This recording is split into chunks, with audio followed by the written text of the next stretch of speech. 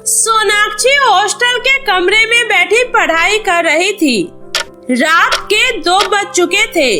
उसकी क्लासमेट संजना और जूली अभी तक पार्टी से नहीं लौटी थी। सोनाक्षी ने जम्हाई लेते हुए किताब बंद की और बड़बड़ाई, ओह बहुत नींद आ रही है, थोड़ी देर सो जाती हूँ, सुबह जल्दी उठना भी तो है। पर ये दोनों अभी तक आई क्यों नहीं? 12 बजे तक आने का बोली थी, अब तो 2 बज गए हैं। पता नहीं कहाँ रह गई दोनों महारानियाँ।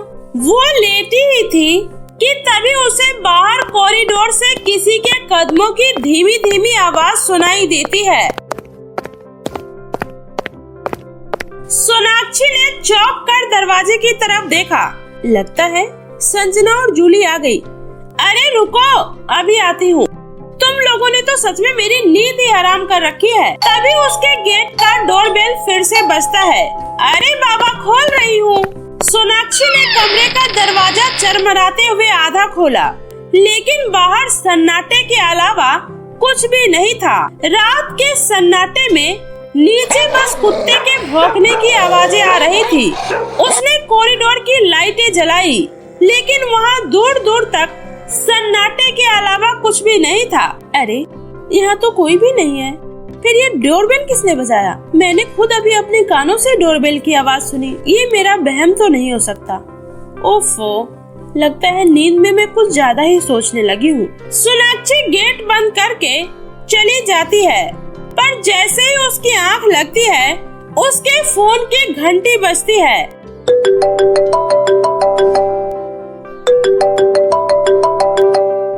और उसकी नींद फिर से खुल जाती है। दूसरी तरफ फोन पर जूली होती है, जो बुरी तरीके से रो रही होती है। जूली, जूली क्या हुआ तुम्हें? सब ठीक तो है ना? बताओ क्या हुआ? सोनाक्षी, सोनाक्षी, सोनाक्षी जल्दी से सिटी हॉस्पिटल आ जा। संजना का एक्सीडेंट हो गया है, उसे काफी चोटें लगी है। मुझे बहुत डर लग रहा है, तो जल्दी से यहाँ आ जा। ठीक है, तुम हिम्मत रखो, मैं अभी आती हूँ। सोनाक्षी के हॉस्टल से सिटी हॉस्पिटल का रास्ता सिर्फ 15 मिनट का था। सोनाक्षी जल्दी ही हॉस्पिटल पहुँच जाती है। वहाँ वो देखती है बाहर जूली बहुत ही ज्यादा घबराई हुई बैठी होती है और अंदर संजना ओटी में लेटी होती है। थोड़ी देर बाद ओटी में से डॉक्टर बाहर आते हैं। सोनाक्षी डॉक्टर के पास जाती है। डॉक्टर साहब, अब संजना कैसी है? देखिए, घबराने की कोई बात नहीं है। संजना अब खतरे से बाहर है। उसे काफी ज्यादा चोटें लगी है और काफी ज्यादा खून भी निकल चुका है, इसलिए हमें उसे 2 दिन और यहीं पर रखना होगा। इतना बोलकर डॉक्टर वहाँ से चले जाते हैं। कुछ देर बाद संजना को नॉर्मल वार्ड में शिफ्ट कर दिया जाता है, जिसके बाद सोनाक्षी उसके पास उससे मिलने जाती है। तभी वो देखती है कि संजना उसे देखकर एक गीत गुनगुना रही है। भगवान का लाख लाख शुक्र है कि तुम ठीक हो। मैं तो बहुत ज्यादा घबरा ही गई थी। वैसे संजना, ये सब कैसे हुआ? संजना कोई जवाब नहीं देती है, वो सिर्फ मुस्कुरा रही होती है। अच्छा बाबा, अभी मत बताओ, ये लो तुम्हारी दवाई का टाइम हो गया है, अब तुम ये दवाई खा लो। उसके बाद संजना सोनाक्षी से वो दवाई लेकर हॉस्पिटल के खिड़की के पास जाकर खड़ी हो जाती है और एक खतरनाक हंसी के साथ वो हॉस्पिटल के सबसे बड़ी खिड़की के ऊपर जाकर खड़ी हो जाती है और हंसते हुए नीचे की तरफ कूद जाती है। संजना, संजना नहीं! Doctor, doctor! संजना के चिल्लाने की आवाज सुनकर सभी डॉक्टर और नर्स दौड़कर वहाँ आते हैं। मैम, ये आप क्या कर रही हैं? ये हॉस्पिटल है, यहाँ पेशेंट के रूम में आप इस तरह पागलों की तरह क्यों चीख रही हैं? आपको पता भी है इससे बाकियों के पेशेंट पर क्या असर पड़ेगा? आप अभी के अभी यहाँ से बाहर जाइए। सोनाक्षी जब दोबारा उस खिड़की की तरफ देखती है तो वो खिड़की बिल्कुल शांत बंद होती है और संजना अपने बेड पर आराम से लेटी हुई होती है। ये कैसे हो सकता है? अभी अभी मैंने जो देखा वो सब क्या था, या फिर अभी जो दिख रहा है वो सच है? हे भगवान, ये सब मेरे साथ क्या हो रहा है? I am so sorry। लगता है आपको आराम की जरूरत है। हाँ, आप सही कह रही हैं। मुझे प्यास लगी है, मैं पानी पीकर आती हूँ। अगली सुबह संजना को हॉस्पिटल से डिस्चार्ज कर दिया जाता है। संजना व्हील चेयर पर बैठे हुए अपने दोस्तों के साथ वापस हॉस्टल आ जाती है। जूली, तुम संजना का ख्याल रखो, मैं बाहर से कुछ खाने का सामान लेकर आती हूँ और संजना की दवाइयाँ भी कुछ रह रही है, मैं उसे भी जाकर ले आती हूँ। ठीक है, तुम आराम से जाओ। सोनाक्षी के जाने के बाद जूली बाथरूम में नहाने चली जाती है। तभी उसे ऐसा लगता है कि बाथरूम में पहले से ही कोई है।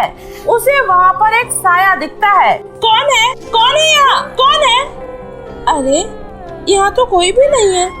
उसके बाद जूली नहाने के लिए नल खोलती है तो नल में से पानी की जगह खून आ रहा होता है।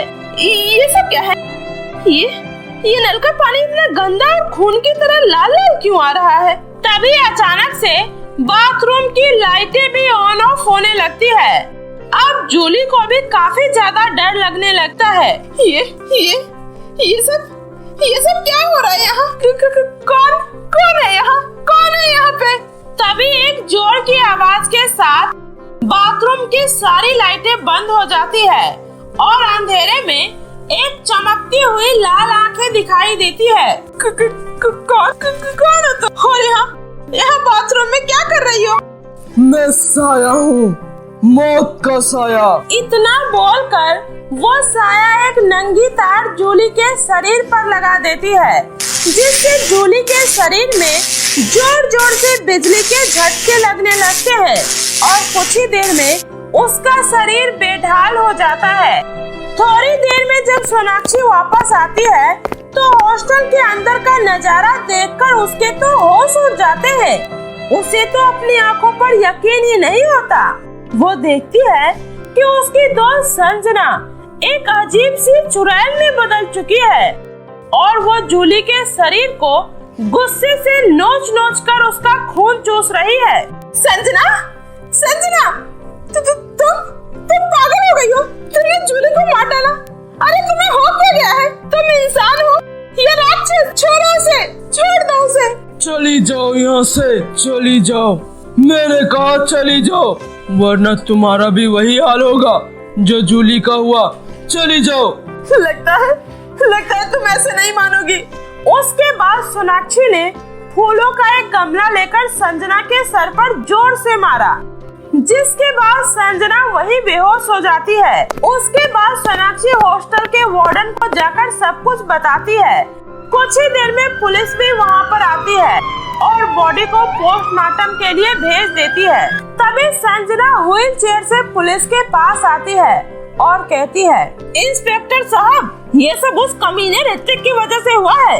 उसी ने मेरी दोस्त जूली को मरने पर मजबूर किया है। ये देखिए, मुझे उसके बुक में से ये सुसाइड नोट मिला है। उसे छोड़िएगा नहीं इंस्पेक्टर साहब। ठीक है, ये आप मुझे दे दीजिए ताकि मैं आगे की कार्रवाई कर सकूं।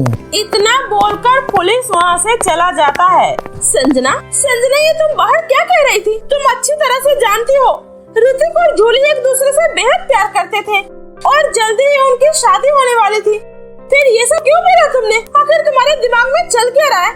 मैं अच्छे से जानती हूँ तुमने जूली को मारा है। मैंने अपनी आंखों से तुम्हें उसे मारते हुए देखा। संजना, मेरी बातों का जवाब दो। आखिर जब से तुम्हारा एक्सीडेंट हुआ है तब से तुम मुझे बदली क्यों लग रही हो? जवाब दो संजना, क्या हुआ है तुम्हें? इतनी भी क्या जल्दी है? थोड़ा सब्र करो, बहुत जल्द जवाब मिल जाएगा। नहीं, मुझे अभी जवाब चाहिए। तुम्हें अभी मुझे सब कुछ बताना होगा। आखिर तुम मुझसे क्या छुपा रही हो? तुम्हें क्या हुआ है? एकदम चुप। मैं संजना नहीं, मैं एक साया हूँ। साया, मौत का साया। अगर तुमने मेरे बारे में किसी से कुछ भी कहा तो मैं सबको बता दूंगी। जूली को तुमने मारा है। क्यों बकवास कर रही हो? मैं जूली को क्यों मारूंगी? उसे तो तुमने मारा है। हाँ, मैंने उसे मारा है, लेकिन तुमने देखा ना मैंने कैसे सारा का सारा इल्जाम उसी के बॉयफ्रेंड ऋतिक पे डाल दिया। वैसे ऋतिक को तो तुम भी पसंद करती थी, है ना? तुम मेरी दोस्त नहीं हो। तुम मेरी दोस्त नहीं हो सकती, क्योंकि इतना घिनौना मेरी दोस्त कभी नहीं सोच सकती थी। अब बस बहुत हुआ। अब मैं तुम्हारी सच्चाई सबको बता दूंगी कि ये सब तुमने किया है। तुम ऐसा नहीं कर सकती हो, क्योंकि अगर तुमने मेरी सच्चाई किसी को बताई तो फिर मैं तुम्हारी प्यारी दोस्त संजना को हमेशा हमेशा के लिए मार डालूंगी। नहीं, तुम ऐसा नहीं कर सकती हो। आखिर तुम कौन हो और यहाँ किस लिए आई हो? छोड़ दो मेरी दोस्त को, छोड़ दो। छोड़ दूंगी, लेकिन उससे पहले मुझे मेरा काम तो कर लेने दो।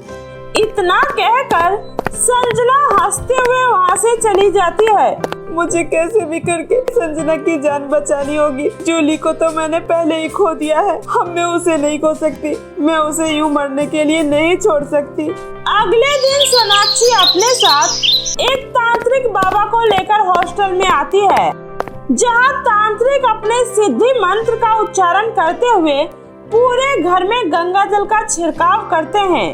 तभी अचानक से हॉस्टल में से काला धुआं निकलने लगता है और संजना गुस्से में चुड़ैल रूप में वहाँ आ जाती है। तांत्रिक, तू यहाँ क्या कर रहा है? चल जा यहाँ से, जा यहाँ से, मुझे मेरा काम पूरा कर लेने दे। शैतानी चुड़ैल, छोड़ दे इस लड़की को। आखिर इसने तेरा क्या बिगाड़ा है? तू इसके पीछे क्यों पड़ी है? ये तेरी जगह नहीं है। नहीं, मैं यहाँ से खाली हाथ नहीं जाऊंगी। मैं यहाँ सबकी मौत लेकर आई हूँ और सबको अपने साथ लेकर जाऊंगी। लगता है तू ऐसे नहीं मानेगी। रुक, मैं तुझे अभी बताता हूँ। उसके बाद तांत्रिक एक मंत्र पढ़ते हैं, जिससे संजना वहीं बेहोश होकर गिर जाती है और उसके शरीर से एक काला धुआं निकलकर एक बोतल के अंदर चला जाता है। जिसके बाद तांत्रिक सोनाक्षी को कुछ बताकर वहाँ से चले जाते हैं। थोड़ी देर बाद जब संजना को होश आता है तो उसे कुछ भी याद नहीं होता है।